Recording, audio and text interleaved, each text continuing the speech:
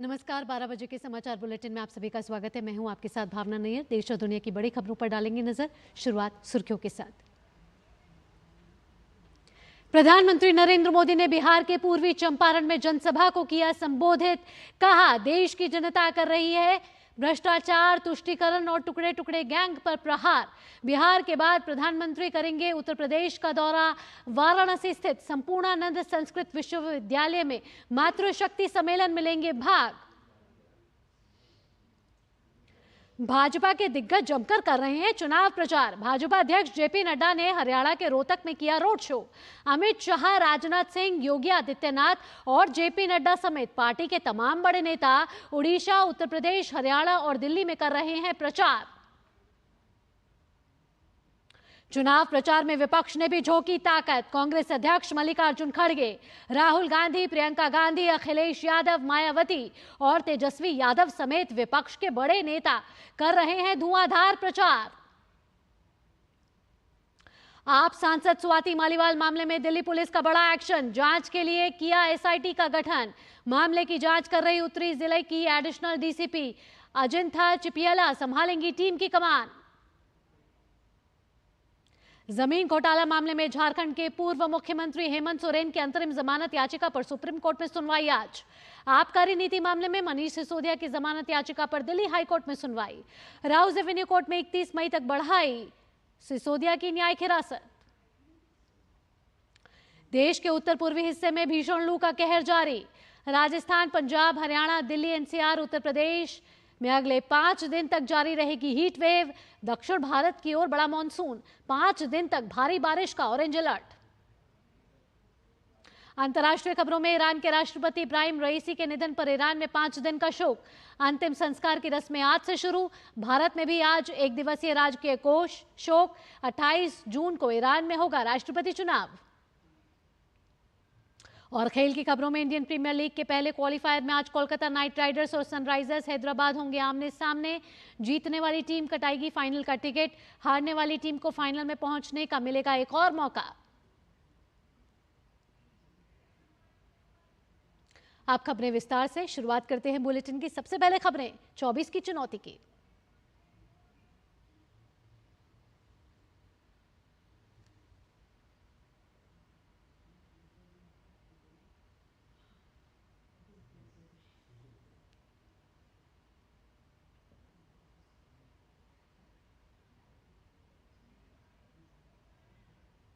प्रधानमंत्री नरेंद्र मोदी ने बिहार के पूर्वी चंपारण में एक चुनावी जनसभा में कहा कि 21वीं सदी का भारत इंडी गठबंधन के पापों के साथ आगे नहीं बढ़ सकता।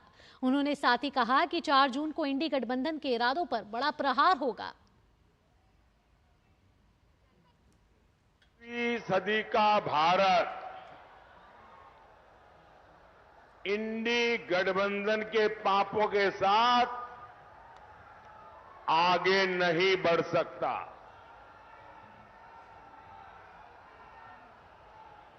और इसलिए हर चुनाव में कांग्रेस, आरजेडी जैसे दलों पर जनता जोर का प्रहार कर रही है। 4 जून को इंडी वालों के इरादों पर सबसे बड़ा प्रहार होगा। ये प्रहार होगा देश में भ्रष्टाचार पर। ये प्रहार होगा तुष्टीकरण की राजनीति पर। ये प्रहार होगा टुकड़े टुकड़े गैंग पर। ये प्रहार होगा समाज को लड़ाने वाली गंदी सोच पर। ये प्रहार होगा सनातन को गाली देने वाली विकृत मानसिकता पर। ये प्रहार होगा अपराधी माफिया जंगल राज पर ये प्रहार होगा महिला विरोधी मानसिकता पर। प्रधानमंत्री नरेंद्र मोदी ने उनके लिए भला बुरा कहने वाले लोगों को करारा जवाब दिया और सभी नागरिकों को जीवन में खुशहाली की कामना की। उन्होंने कहा कि इंडी गठबंधन के नेताओं के पास इस चुनाव में उन्हें गाली देने के अलावा और कोई मुद्दा नहीं है। मैंने सुना है कि यहां कोई घूम घूम कर कह रहा है कि 4 जून के बाद मोदी को बेड रेस्ट होगा।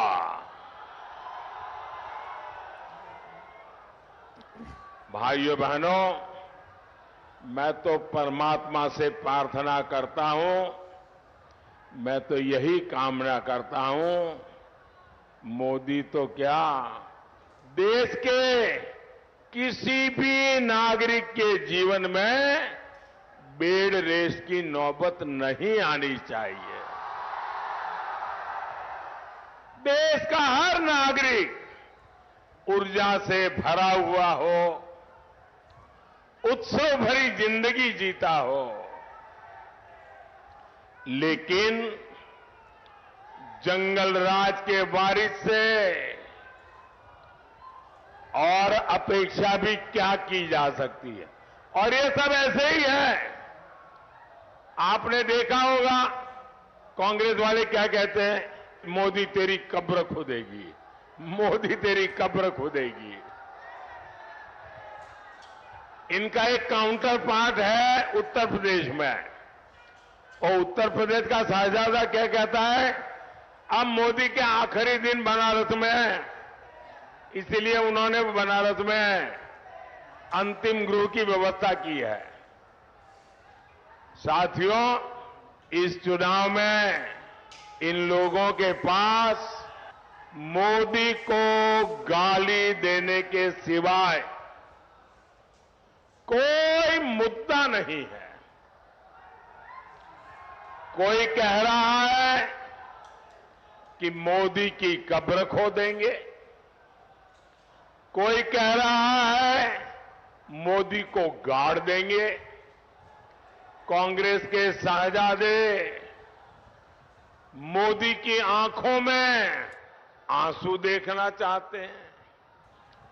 अरे इंडी वालों, अपनी मनमानी से आपकी इच्छा से अब देश नहीं चलता। इंडी वालों की आंखों में भले ही मोदी खटकता हो, लेकिन देश के लिए, देश के दिल में मोदी है। हर दिल में मोदी है, और हर दिल एक ही बात कह रहा है, फिर एक बार, फिर एक बार, फिर एक बार। और सीधा रुख कर लेते हैं भाजपा के वरिष्ठ नेता और केंद्रीय गृह मंत्री अमित शाह उड़ीसा के संबलपुर में चुनावी जनसभा कर रहे हैं। पूरा मेरे ओडिया भाइयों बहनों की भूमि पर रहेगा।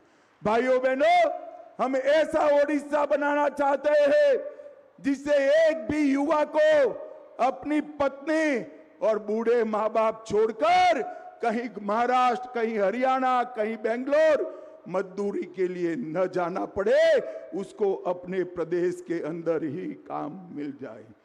उड़ीसा का लोकेशन बहुत सुंदर है, एक लंबा कोस्ट लाइन है, खनिज संपदा का अंबार है, मेहनत कश युवा है। एक ही चीज नहीं है, मेहनत करने वाला मुख्यमंत्री नहीं है। और मैं कहता हूं, भाजपा की सरकार बना दीजिए, हम मेहनत करने वाला युवा और जोशीला मुख्यमंत्री देकर ओडिशा को समृद्ध बनाएंगे। भाइयों बहनों, ये पश्चिमी क्षेत्र के लिए हमेशा बीजू सरकार ने अन्याय किया है। मैं आज कहकर जाता हूं, समग्र ओडिशा का सम विकास हो, इसके लिए भारतीय जनता पार्टी कटिबद्ध है। आज भी 27 लाख परिवारों के पास घर नहीं है। मोदी जी ने जब पानी देना शुरू किया, उसके पहले तक सिर्फ 3.5% लोगों के पास पानी था। आज भी 26 लाख परिवारों में पानी नहीं है। आज भी 6,400 गांव सड़क से कटे हुए हैं। 8,000 स्कूल बंद हो गए और विकास के पायदान में, ईज ऑफ डूइंग बिजनेस में हमारा उड़ीसा 29वें नंबर पर है। भाइयों बहनों, ये नवीन बाबू की सरकार जो है ना, ये झोलों की सरकार है। ये मोदी जी जो चावल भेजते हैं, 5 किलो चावल प्रति व्यक्ति प्रति माह 5 किलो चावल भेजते हैं, नवीन बाबू उस पर अपनी फोटो वाला झोला लगाने का काम करते हैं। झोला लगाने का, अरे नवीन बाबू, झोले से गरीब का पेट नहीं भरता। झोले के मूल्य जितना चावल ही ज्यादा दे देते तो हमारे ओडिया भाइयों का सम्मान हो जाता। भाइयों बहनों, रत्न भंडार, आज मैं आप सभी को मेरे भी मन की बात कहता हूं। मैं जहां से आता हूं अहमदाबाद, वहां पर भी महाप्रभु निवास करते हैं। बड़ा जगन्नाथ मंदिर है। 135 साल पुरानी रथ यात्रा निकलती है। महाप्रभु के रत्न भंडार की चाबियां गुम हो गई, नकली चाबी बनाई गई, कोई कहता नहीं है। रत्न भंडार कितनी बार खुला, रत्न भंडार की जांच की रिपोर्ट को छिपाया गया। मैं आज कहकर जाता हूं, आप भाजपा सरकार बना दो, 4 आने का रत्न भंडार का हिसाब हम एडवर्टाइज कर उत्कल भाइयों बहनों के सामने रखेंगे। पूरे रत्न भंडार का valuation reserve bank of India से कर इसको सार्वजनिक किया जाएगा और हम जांच आयोग की रिपोर्ट को भाजपा के वरिष्ठ नेता अमित शाह इस समय ओडिशा के संबलपुर में चुनावी जनसभा को संबोधित कर रहे थे। इस मौके पर अमित शाह ने कहा कि अगर भाजपा की सरकार बनती है तो मेहनत करने वाला मुख्यमंत्री राज्य को देंगे और साथ ही उन्होंने कहा कि भाजपा विकास के लिए हमेशा प्रतिबद्ध है। आइए अब सीधा रुख करते हैं भाजपा की प्रेस वार्ता की तरफ। इसमें हमारा क्या था? सब कुछ तो आप ही का था। इसलिए मैं एक और गंभीर प्रश्न पूछना चाहता हूं। आम आदमी पार्टी जो कि भ्रष्टाचार में आकंठ डूबकर एक नया कीर्तिमान बना चुकी है, उसके अनेक नेता जेल में जा चुके हैं। मनीष सिसोदिया जी जेल गए, संजय सिंह जी जेल गए, सत्येंद्र जैन जी जेल गए। परंतु आपने कभी केजरीवाल जी को उतना विचलित और उद्वेलित नहीं देखा कि वो सड़क पे निकलकर प्रदर्शन करने लगे जितना विभव कुमार की गिरफ्तारी की बात करने लगे, जबकि वो टेक्निकली पार्टी में कुछ भी नहीं आज की डेट में। ये राज क्या है, दिल्ली की जनता जानना चाहती है और देश की जनता जानना चाहती है कि मनीष सिसोदिया जो आपके उप मुख्यमंत्री थे, सत्येंद्र जैन आपके मंत्री थे, संजय सिंह राज्यसभा में नेता संसदीय दल थे, उनकी गिरफ्तारी पे आप सड़क पे नहीं उतरे, भाजपा मुख्यालय की घेराव करने नहीं आए और विभव कुमार की गिरफ्तारी से आपकी बेचैनी इस कदर नजर आ रही है कि वो साफ समझ में आता था। वो लखनऊ की प्रेस कॉन्फ्रेंस याद करिए, जब सवाल पूछा गया तो उनके चेहरे की जो भाव भंगिमा थी उस सवाल के ऊपर वो साफ नहीं बता रही थी कि लाख छुपाओ छुप ना सकेगा, राज हो कितना गहरा, और दिल की बात बता देता है असली नकली चेहरा। और उसके बाद उन्होंने जैसे वो खिसकाया था उस तरफ अखिलेश जी की तरफ माइक, तो हम लोगों को बचपन के दिनों की बात याद आई कि बैट्समैन आगे बढ़ा और उसके देखा गेंद बहुत खतरनाक ऑफ स्टंप के बाहर, तो अपने कदम वापस खींच लिया और जाने दिया विकेट कीपर के ग्लव्स में, वैसे ही जाने दिया सवाल उन्होंने। और उससे बड़ी बात है कि महिला सांसद के साथ यह हो रहा है और पत्रकारों के साथ दुर्व्यवहार हो रहा है। एक न्यूज चैनल की महिला पत्रकार के साथ हाथापाई, दुर्व्यवहार, और यह कहते हैं कि यह लोकतंत्र इनके आने से बचेगा। ये एकमात्र पॉलिटिकल पार्टी है जिसके ऊपर यह आरोप लगा कि चीफ सेक्रेटरी को अपने घर में बुलाकर मारपीट की। चीफ सेक्रेटरी ने लिखित एफआईआर दर्ज कराई। कोई दूसरा उदाहरण भारत की राजनीति में नहीं होगा। तीसरा, मैं याद दिलाना चाहता हूं, बहुत से लोग भूल गए होंगे, 2024 का चुनाव चल रहा है। 2014 के चुनाव के समय आम आदमी पार्टी की टॉप कमेटी ने, जो इनकी शीर्ष एग्जीक्यूटिव कमेटी थी, उनके लोगों ने भाजपा कार्यालय पे अशोक रोड पे हमला बोला था। लाठी डंडे लेकर पथराव किए थे। ये स्वभावतः उत्पात और बवाल करने वाले लोग हैं। केजरीवाल जी ने मुख्यमंत्री होने से पहले, याद करिए, बिजली के वायर काटे थे।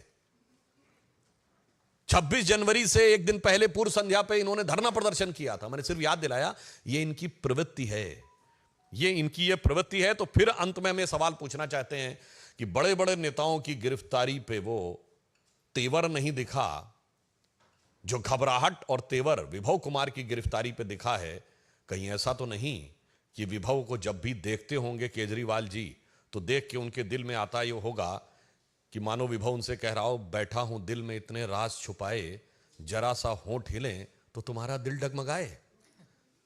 और ऐसा तो नहीं कि विभव में ही उनकी पार्टी के पराभव के बहुत सी संभावनाएं निहित हों, इस कारण से वो ऐसा कर रहे हैं। तो इसलिए हमारे तो भाजपा के राष्ट्रीय प्रवक्ता सुधांशु त्रिवेदी इस समय प्रेस वार्ता को संबोधित कर रहे थे। इस प्रेस वार्ता में केजरीवाल सरकार पर हमला बोलते हुए सुधांशु त्रिवेदी ने कहा कि पहले भी आप पार्टी के कई नेताओं की गिरफ्तारी हुई है, लेकिन जब विभव कुमार की गिरफ्तारी हुई है तो केजरीवाल के चेहरे पर बेचैनी साफ देखी जा सकती है। और उन्होंने साथ ही साथ आरोप लगाया कि महिला सांसद के साथ तो दुर्व्यवहार हुआ ही है, साथ ही साथ महिला पत्रकारों के साथ भी दुर्व्यवहार हो रहा है। आइए अब आगे बढ़ते हैं, बुलेटिन को आगे बढ़ाते हैं। भारतीय जनता पार्टी के राष्ट्रीय अध्यक्ष जेपी नड्डा ने आज हरियाणा के रोहतक में रोड शो किया। रोड शो के दौरान हजारों की तादाद में लोग शामिल हुए। तो भाजपा के राष्ट्रीय अध्यक्ष जेपी नड्डा ने रोहतक में रोड शो किया, जहां भारी भीड़ देखने को मिली और जेपी नड्डा ने यहां चुनावी हुंकार भरी। आइए आगे बढ़े। शिवसेना के नेता संजय राउत ने दावा किया है कि लोकसभा चुनाव में विपक्षी गठबंधन को जीत मिलेगी। उन्होंने कहा कि 4 जून को विपक्षी गठबंधन को 300 से ऊपर सीटें मिलेंगी और उनकी सरकार बनेगी। न राहुल गांधी कभी भागा है, ना इंडिया गठबंधन के नेता कभी भागे। देश में डटे रहे, चाहे जेल में गए, संघर्ष किया, हाँ, और हम देश में रहे। राजीव गांधी ने शहादत दी, इंदिरा गांधी ने शहादत दी। भारतीय जनता पार्टी की प्रवक्ता शाजिया इल्मी ने आम आदमी पार्टी पर हमला बोला है। उन्होंने कहा कि 7 करोड़ रुपए की अवैध पूंजी आम आदमी पार्टी को मिली है। अवैध तरीके से आम आदमी पार्टी और उनके विधायकों को पैसा विदेश से मिला है। 7 करोड़ के इलीगल फंड्स बाकायदा आम आदमी पार्टी को मिले हैं। इस तरह की कार्रवाई 2014 से 2022 तक की गई है। और जब देखा जाता है तो कई देशों से, फॉरेन कंट्रीज से इलीगल तरीके से, अनजान सोर्सेज से ये पैसा बाकायदा फनल किया गया है, भेजा गया है आम आदमी पार्टी को। यही नहीं, आम आदमी पार्टी के अकाउंट में और उनके एमएलएज, खासतौर से दुर्गेश पाठक के यहाँ भी इस पैसे को डिपॉजिट किया गया है उनके पर्सनल अकाउंट में।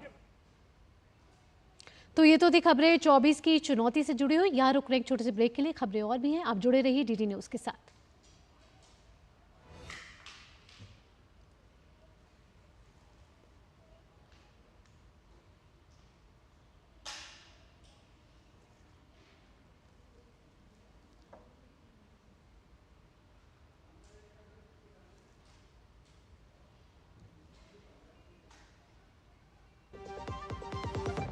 जारी रहेगी भ्रष्टाचार के खिलाफ जीरो टॉलरेंस की नीति। ये है मोदी की गारंटी। कार तो काफी डैमेज हो गई। नो प्रॉब्लम, मैंने पॉलिसी बाजार को बुला लिया। सर, कार का रिपेयर और क्लेम सेटलमेंट सब हम संभाल लेंगे। इतनी जल्दी? काफी महंगा कार इंश्योरेंस लिया होगा। काफी सेव किया पॉलिसी बाजार से। पॉलिसी बाजार पे कार इंश्योरेंस कंपेयर करके 8,000 रुपए तक बचाओ। ब्रेक के बाद आपका स्वागत है और आइए अन्य महत्वपूर्ण खबरों का रुख कर लेते हैं। स्वाति मालीवाल से मारपीट मामले से जुड़ी बड़ी खबर सामने आ रही है। स्वाति मालीवाल मारपीट मामले की जांच के लिए दिल्ली पुलिस ने एसआईटी का गठन किया है और एक बड़ा एक्शन लिया है। आम आदमी पार्टी सांसद स्वाति मालीवाल से सीएम हाउस में मारपीट मामले की जांच के लिए किया गया है एसआईटी का गठन। इस मामले की अब तक जांच कर रही उत्तरी जिले की एडिशनल डीसीपी अंजिथा चिपियाला की ही एसआईटी की अगुवाई करेंगे। एसआईटी में अंजिथा के अलावा 3 इंस्पेक्टर रैंक के अधिकारी भी शामिल हैं। इनमें सिविल लाइन थाने के एसएचओ भी हैं, जहां केस दर्ज है।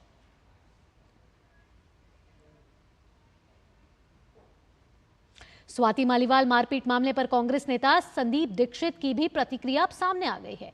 संदीप दीक्षित ने इस मामले में जांच की तय तक जाने वाली की बात कही है। हमने भी कहा है उसमें तहकीकात होगी, तहकीकात होनी चाहिए। अगर कोई महिला इस विषय पर अपनी बात उठाती है तो कानून तो यही कहता है कि उसकी बात को प्राथमिक रूप से एक मानकर और जिस पर भी इल्ज़ाम लगते हैं उसको अपने अपने जवाब देने चाहिए। इस पर पहले भी हम अपनी बात स्पष्ट कर चुके हैं, आज भी हम उसी पर खड़े हैं। और इसके साथ ही आबकारी नीति से जुड़ा मनी लॉन्ड्रिंग का मामले में राउज एवेन्यू कोर्ट में मनीष सिसोदिया की न्यायिक हिरासत 31 मई तक अब बढ़ा दी गई है। सिसोदिया वीडियो कॉन्फ्रेंसिंग के जरिए जेल से कोर्ट में पेश हुए थे। आगे बढ़े, पुणे में पॉश कार हादसे में महाराष्ट्र पुलिस एक्शन मोड में आ गई है। पुलिस ने औरंगाबाद जिले से आरोपी नाबालिग लड़के के पिता विशाल अग्रवाल को गिरफ्तार कर लिया है। पुलिस ने नाबालिग के पिता के खिलाफ किशोर न्याय अधिनियम की धारा 75 और 77 के तहत मामला दर्ज किया है। इसके साथ ही नाबालिग को शराब परोसने पर बार के मालिक और स्टाफ के खिलाफ भी मामला दर्ज किया गया है। पुणे के पुलिस आयुक्त अमितेश कुमार ने बताया है कि पुलिस ने हाईकोर्ट से आरोपी नाबालिग पर किशोर न्याय अधिनियम की धाराओं के तहत बालिग अभियुक्त के रूप में मुकदमा चलाने की अनुमति मांगी थी। इसके साथ ही पुलिस ने जानकारी दी है कि आईपीसी की धारा 304 के तहत कार्रवाई की गई है, जो एक गैर जमानती धारा है। इस मामले में जांच अभी जारी है। आपको बता दें कि पुणे में शनिवार रात को शराब के नशे में धुत नाबालिग ने अपनी तेज रफ्तार पॉश कार से 2 लोगों को कुचल दिया था।